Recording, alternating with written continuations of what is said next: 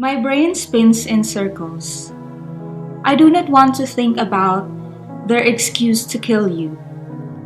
You, who cared for us in your home. You, who they see as a threat because of your strength and unity and unified resistance.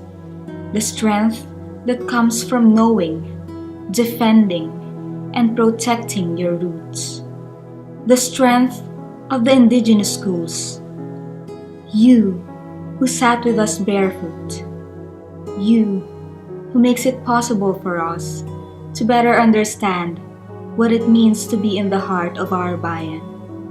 Rest in power.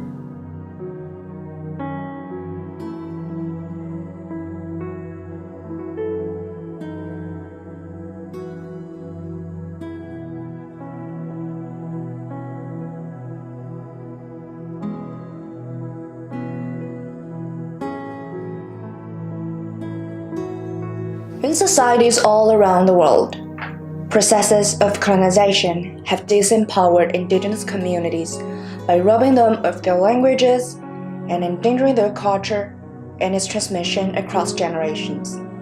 But things are changing. All around the world, indigenous peoples are re-empowering themselves through language, using different techniques such as language arts, education, and games. But how can language or linguistics empower indigenous people?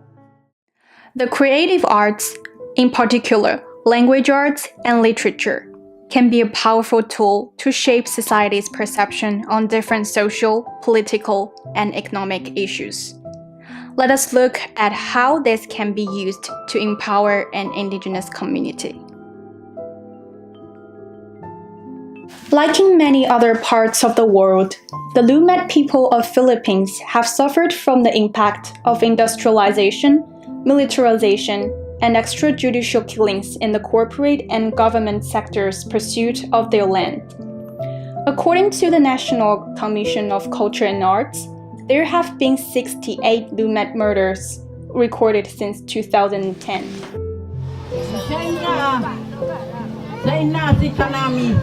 Si kanami si umpot ito kabuhuanan na sa Tagalog niyong kapayapaan. These murders have created different movements among the Lumat people, and their artists and activist supporters have raised the profile of the injustice of the government to the greater public. One of their supporters is a Filipino activist, Michelle Orozde Royanes, who wrote a poem for indigenous Lumat of the Philippines after her exposure to the Lumat cause. By using an appraisal analytical approach, we can see the author uses various linguistic techniques to show emotions and feelings in her language in support of the Lumat people. She expresses anger, unhappiness, and dissatisfaction about the status of Lumat because of the killings, industrialization, and militarization. We can see that negative judgment is directed toward the military, the government, and the wealthy Filipinos who have caused the suffering of Lumat. She positions them as those who have disrespected the lives and the rights of the Lumat over their ancestral lands. Note the use of the pronoun we, which implies unity and camaraderie, showing that she belongs to the community. And conversely, she distances herself and an indigenous group from the government, military, and rich Filipinos by the use of the third-person pronouns, such as their and they. She expresses positive judgment of Lumat, showing their unified stance and their capacity to care of each other, their cause, and important community situation. She also positively values their strength, which enables them to know, define, and protect their identity, culture, and ancestral land. In the end, Michelle Orozde Royanes shows that the Lumat people are an inspiration to the causes of social justice and human rights. The Noongar community is one of the largest indigenous groups from southwest of West Australia. Nowadays, there are around 30,000 Noongar people who live in Perth and across the country. The Noongar language became dormant because of the colonization of Australia. Nowadays, only around 400 people, or 1% of the population, can speak the Noongar language. Because of this, the largest Aboriginal-led theatre company in the country, Yir Yakin, created the Noongar Shakespeare Project in 2011. The project is based on translating and performing Shakespeare's sonnet in the Noongar language. This is part of language revitalization process to maintain and empower their community, celebrate their culture, and positively reinforce their own identity. In the past 7 years, members of Yir Yakin have been giving passionate dramatic performances. And the company has continued its work, translating more of the Shakespeare's sonnet and including more community members into the process. This promotion of the language has continued through a serious pilot project with workshops of sonnet readings and local high school programs. Currently, they aim to translate Shakespeare's play, Macbeth, into the Noongar language and then stage it in a major performance.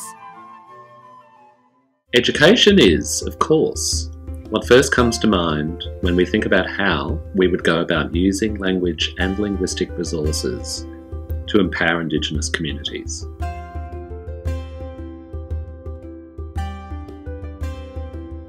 In the United States of America, there has been a lot of effort put into restoring the languages of the Sioux tribes of Native Americans.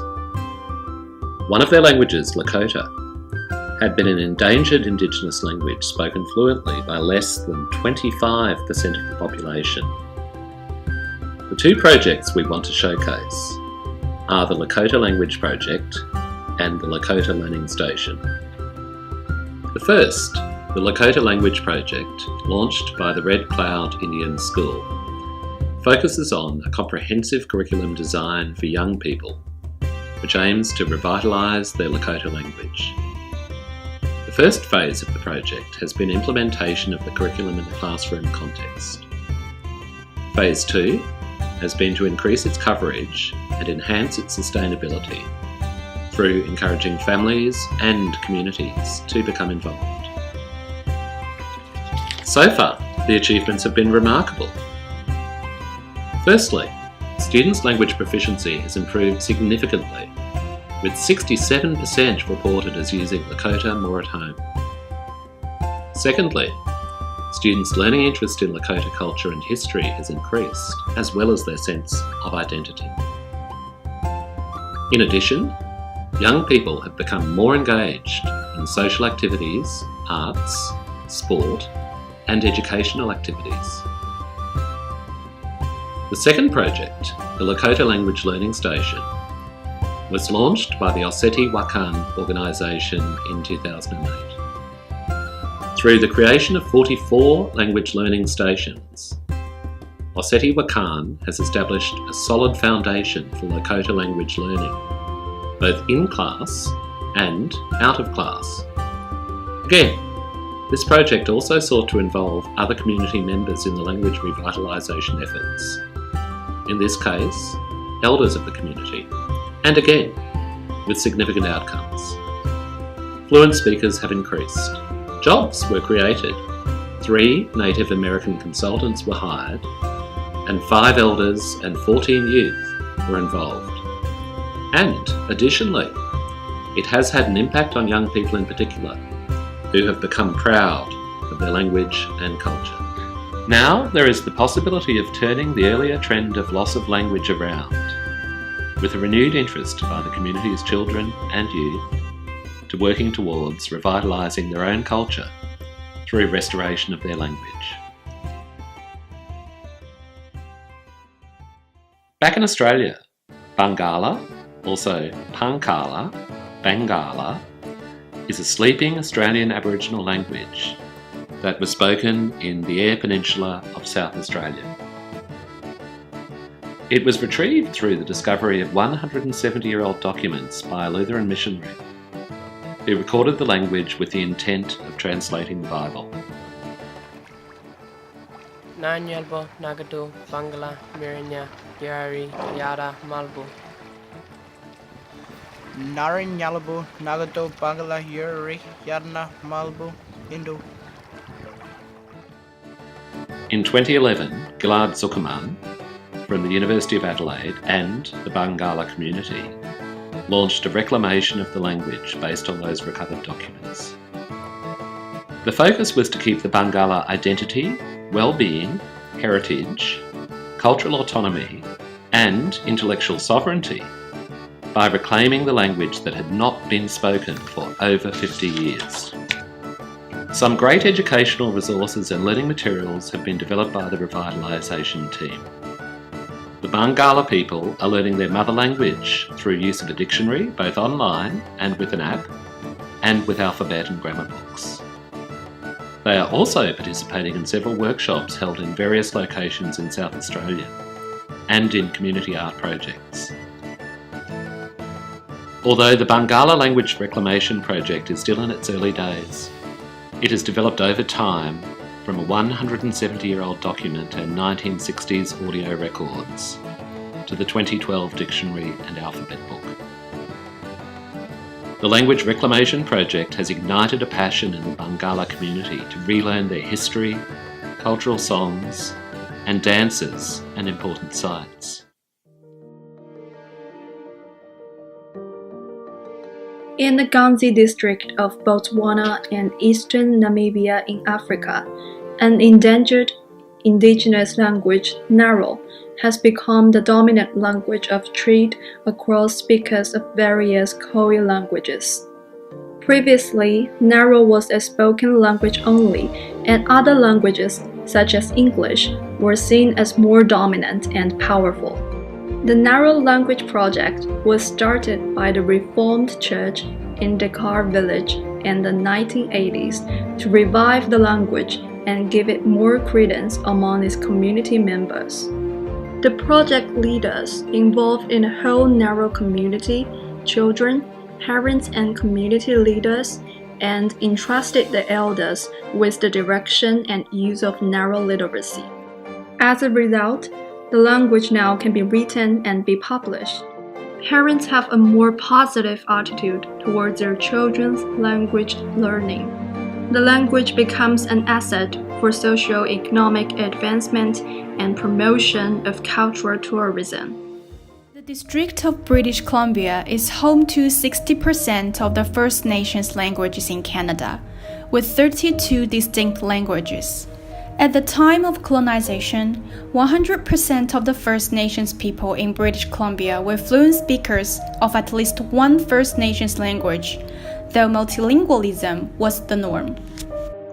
Today, due to state-sanctioned policies of assimilation, there are only 5.1% fluent speakers of the First Nations language, most of them being elders. To revitalize the First Nations languages in British Columbia, the Master Apprentice program has been set up. It is a one-on-one language immersion program where a mentor, who is a fluent speaker, is paired up with the apprentice, a learner. The mentor and apprentice spend 300 hours per year together, doing everyday activities using the languages at all times. In this program, learners become more fluent, which is especially valuable for languages where only a couple of fluent speakers are left. The Master Apprentice program has brought lots of the positive changes to the communities who have participated in the program. Firstly, since 2008, the program has reported over 30 apprentices who are now fluent in their indigenous language. Secondly, the decline of the fluent speakers has slowed over the years. Additionally, learning their indigenous languages has improved the well-being and the health of indigenous people. Lastly, apprentices all showed positive attitudes toward their language, as well as their willingness to pass it on. Younger generations in indigenous communities understand the importance of the link between themselves and their ancestral culture. More and more people begin to express their willingness to participate in the revitalization of their language. Across the world, speakers of endangered languages are using games to revitalize their mother tongues. Games form a common part of students' lives, and they can be used explicitly for educational purposes. They may also have implicit or incidental outcomes that improve student skills, development, and abilities in many other areas, including language acquisition and retention. Let us show you an example of how the popular word game Scrabble has been translated into the Dakota language and is being used as a linguistic tool for intergenerational teaching of this at-risk language. Speaking their native languages was actively discouraged and forbidden for the Sioux Indian population on reservations during colonization. Today, Dakota is critically endangered. Among around 20,000 Dakota people, only 290 are fluent speakers, and these are all elders. The Dakota Language Scrabble Initiative is one of the many revitalization projects undertaken by the Sioux community to combat language loss. It was developed to make learning Dakota fun and entertaining for young people. It started in schools and ended up in people's homes. The Dakota Scrabble game has provided potential. It has stabilized the language, given the learners and speakers linguistic pride in their language, and given the Dakota language more prestige. Today, the project has expanded from a Scrabble game to a 207-page Scrabble dictionary, with 2,500 words in the Dakota language. Based on the nature of language and the responses of indigenous people towards the projects, each and every one makes a valuable contribution to the empowerment of indigenous languages and their communities. However, the whole premise of nature of evidence needs to be taken into account. Better outcomes could be demonstrated by being more involved primarily with the people in their communities to assess the effectiveness of each project. The influence of language arts example of Lumet poem could be assessed by conducting research into people's responses and active involvement with the issue after they had read the poem. Moreover, going to each community and conducting quantitative and qualitative assessments of each project could give more clarity to the evidence of each project's efficacy. These indigenous languages and communities have suffered enough. We can make a change. If these projects prove that we can do something to empower indigenous people through language and linguistics, why don't we?